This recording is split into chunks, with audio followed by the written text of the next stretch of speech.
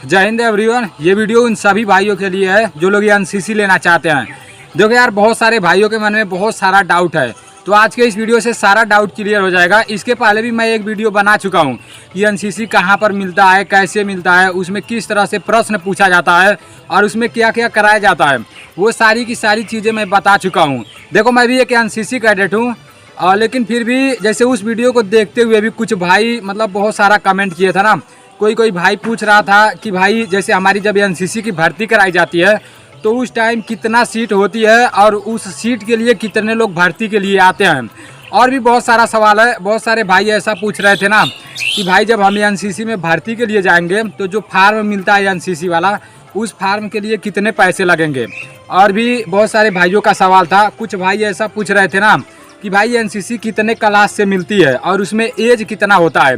देखो, अगर आपको एनसीसी लेना है ना, तो अगर आप जैसे एज पर ध्यान नहीं दोगे ना तो फिर आपको एनसीसी लेने से कोई फ़ायदा नहीं रहेगा। एक बात दिमाग में बैठा लेना, क्योंकि अगर एज जैसे ओवर एज हो जाओगे ना तो मतलब मान लो एनसीसी ले लिए और जैसे इंडियन आर्मी का रेस मार दिए और आपका एज ज़्यादा हो गया है, आप ध्यान ही नहीं दिए हो एज पर, तो फिर आपका कोई फ़ायदा नहीं होगा। एनसीसी बस 3 से 4 साल तक जैसे इंडियन आर्मी में काम आएगा, उसके बाद से काम नहीं आएगा। मतलब एसएससी जीडी में जो अर्धसैनिक बल होता है उसमें काम आ सकता है, कहीं 3%, कहीं 5%, ऐसे करके छूट मिल सकता है।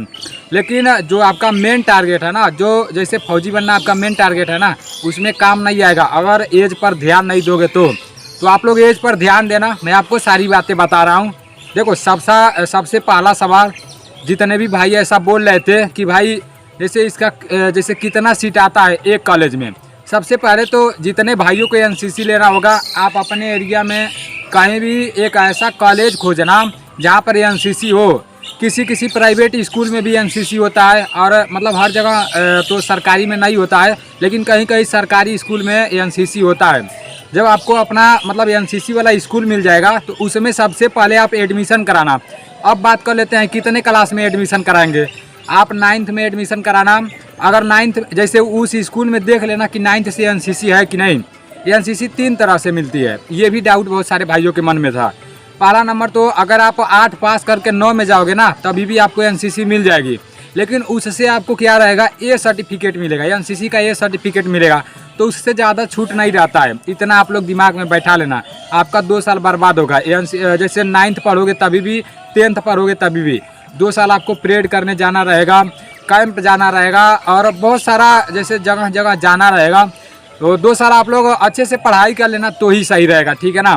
9th में मिलेगा, 9th 10th करोगे, फिर से जैसे 11-12 करोगे, फिर से बीए फर्स्ट ईयर में जाओगे, तो आपको 5 साल करना पड़ेगा, ठीक है ना, और फ़ायदा उतना ही होगा। अब बात कर लेते हैं जैसे हाई स्कूल पास किए तो मान लो एक तो 9th से मिल जाएगा, और दूसरा अगर आप हाई स्कूल पास कर लेते हो, जब 11 में एडमिशन लोगे तो 11 से जो एनसीसी मिलता है ना वो बहुत फ़ायदा करेगा भाई। 11 से आप एनसीसी ले लेना, सबसे अच्छी बात रहेगी। और जब एनसीसी के लिए अपने कॉलेज में जाओगे तो वहाँ पता है कितना सीट आएगा। देखो, अलग अलग जगह अलग अलग हिसाब से मतलब सीट आता है। सबसे पहले आप एडमिशन कराओगे, फिर एडमिशन कराने के बाद कुछ दिन बाद उसी स्कूल से वहाँ एक एमनोर आते हैं, तो वो एनसीसी का फार्म देंगे और एनसीसी के फार्म के पैसे वही मतलब 50 रुपया लेंगे। इस टाइम तो थोड़ा ज़्यादा ले रहे हैं, पहले 20 रुपया लगता था, ठीक है ना, 50 रुपया लेंगे। उसके बाद से मतलब आप एडमिशन करा लोगे। उसके बाद से आपको दौड़ के लिए बुलाया जाएगा। आप दौड़ोगे, जैसे मान लो 40 सीट है, ठीक, लड़का लड़की दोनों के लिए, तो उसमें हाइट 170, जैसे मान लो 300 लड़के चले गए सब, ठीक। तो जब 300 लड़के जाएंगे सब ना तो बहुत ज़्यादा लड़के हो जाएंगे सब, तो उसमें हाइट थोड़ा बढ़ा कर लेने लगेंगे सब, ताकि लड़कों को थोड़ा छाड़ दिया जाए, मतलब भर्ती होने में कोई दिक्कत ना हो। तो ऐसे करके इसका प्रोसेस चलता है, ठीक है ना। लड़कियों का भी हाइट थोड़ा बहुत बढ़ा देंगे सब, हाइट रहते हुए भी हाइट में थोड़ा छाड़ देते हैं सब। और मान लो 40 सीट है, अगर सिर्फ 100 लोग ही आए तो उस टाइम जिस भाई का हाइट थोड़ा कम रहेगा ना तो मतलब उसका भी सिलेक्शन हो जाता है। ऐसे चलता रहता है, ठीक है ना, क्योंकि हमारे कॉलेज में भी ऐसे हुआ है और बहुत सारे कॉलेज में ऐसे हुआ है, मैं देखा हूँ, खुद देखा हूँ, ठीक है ना। तो वहाँ आप जाओगे, जैसे आपका हाइट ना पाएगा, सब कुछ हो जाएगा। और मान लो जैसे 100 बंदों को हाइट में छाड़ देंगे सब, उसके बाद से कुछ बंदे रेस में छड़ जाएंगे। तो मान लो 40 सीट है, 100 लोग पेपर में बैठे, तो जो भाई एक्सीलेंट रेस मारा रहेगा, एक्सीलेंट बीम मारा रहेगा और थोड़ा बहुत पेपर अच्छे से किया रहेगा तो उसका सिलेक्शन हो जाएगा, ठीक है ना। 40 लोगों में 100 लोगों में 40 लोग का सिलेक्शन हो जाएगा, बाकी 60 लोग छट जाएंगे, वापस घर आ जाएंगे। अब बहुत सारे भाई सोचेंगे मैं दूसरे साल तैयारी कर सकता हूँ, तो देखो यार अभी मान लो आपका 1 साल ख़त्म हो जाएगा, इसलिए आपको 1 साल गंवाना पड़ेगा, ठीक है ना। अब बात कर लेते हैं, बहुत सारे भाई पूछ रहे थे कि भाई बीए से एनसीसी मिलता है कि नहीं, तो बीए से भी मिलता है, लेकिन आपको एज का ध्यान रखना है। अगर आप 11 में एनसीसी ले रहे हो तभी भी आपका एज जैसे 15 साल रहेगा तो ठीक रहेगा। मान लो 15 साल रहेगा, 15वां साल में आप एनसीसी बी कर लोगे तो मतलब 16 साल में जैसे आपको सर्टिफिकेट मिलेगा और 17 साल में आपका एनसीसी सी में एडमिशन हो जाएगा। उसके बाद से जैसे 17.5 होते होते आपका एनसीसी सी का रिजल्ट मिल जाएगा। जैसे आपका 17.5 होगा फिर आप जाकर ऑनलाइन करा लोगे और भर्ती देखने लग जाओगे।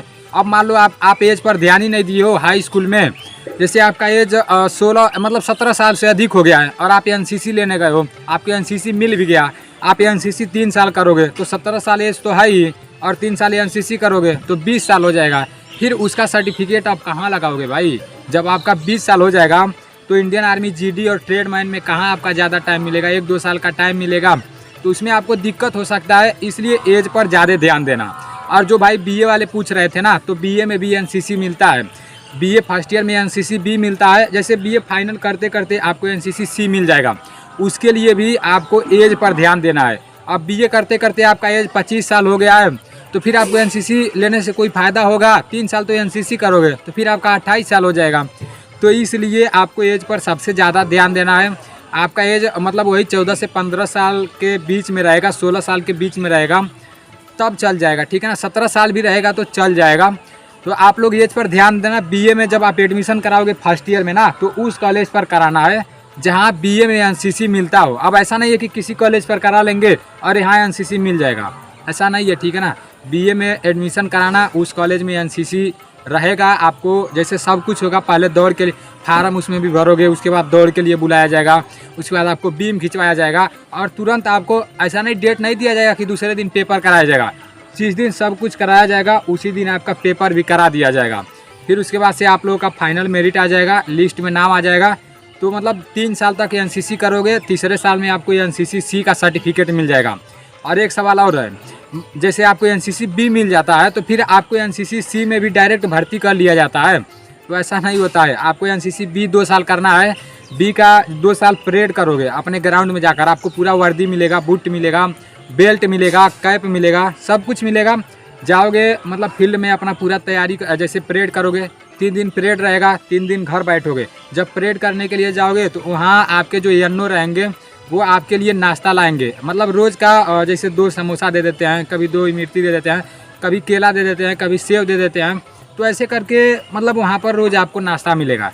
और एनसीसी में मतलब क्या पढ़ाया जाता है, ये एनसीसी में भर्ती होने के बाद आपको पता चलेगा। एनसीसी में भर्ती होने से पहले बस आपको इतना याद रखना है हमारा पर्यावरण के बारे में, आग किस तरह लगता है, गरीबों की जैसे आंधी तूफान आ जाता है तो लोगों का मदद कैसे करें, मतलब एड्स से बचाओ, ऐसे करके मतलब एनसीसी का फुल फार्म और बहुत सारा ऐसे प्रश्न पूछा जाता है। ऐसा नहीं है कि एनसीसी का किताब कहीं से लेकर याद करोगे तो आप एनसीसी में भर्ती हो जाओगे। एनसीसी में भर्ती होने के बाद आपको एनसीसी दर्पण पढ़ना है, ठीक है ना।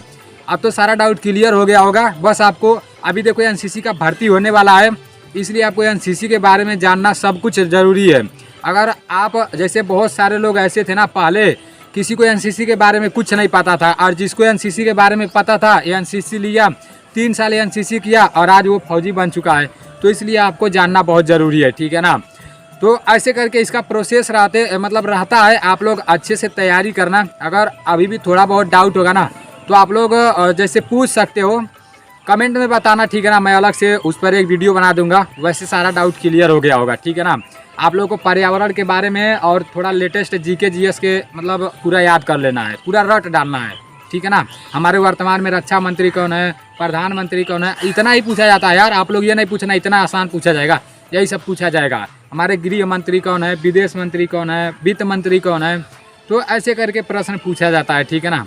तो आप लोग अपना तैयारी अच्छे से करते रहो, ठीक है। और अगर थोड़ा सा डाउट होगा तो कमेंट में बताना, उस पर से मैं अलग से एक वीडियो बना दूंगा, ठीक है ना। चलो ठीक है, जय हिंद।